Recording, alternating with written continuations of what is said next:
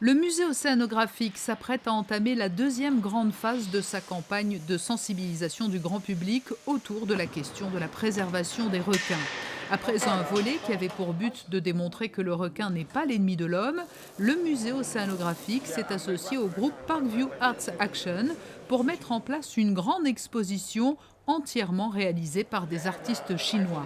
La Chine est non seulement le pays d'origine de la famille Wang qui dirige Parkview, mais c'est aussi l'un des principaux consommateurs de requins. D'où l'idée de monter cette exposition intitulée On Sharks and Humanity. On a décidé avec nos partenaires chinois de retenir le titre anglais.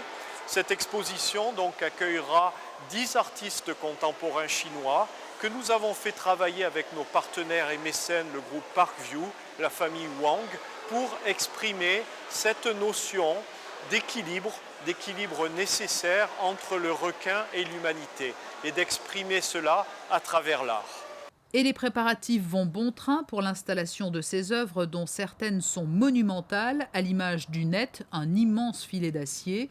8 conteneurs en provenance de Fos ont permis l'acheminement depuis la Chine des différentes œuvres. Nous aurons en tout 11 œuvres qui seront présentées à la fois à l'extérieur, dans le salon d'honneur, au premier étage, mais aussi sur la terrasse. Il est intéressant de noter que ces œuvres sont de nature différente, puisque si nous avons de nombreuses sculptures, le musée est particulièrement adapté pour accueillir des sculptures, nous aurons aussi des peintures, et puis c'est un peu original pour le musée, deux poèmes qui seront écrits, affichés sur nos murs, et puis aussi une œuvre vidéo tout à fait intéressante d'un artiste contemporain qui s'immerge nu dans un bac au milieu de plusieurs requins.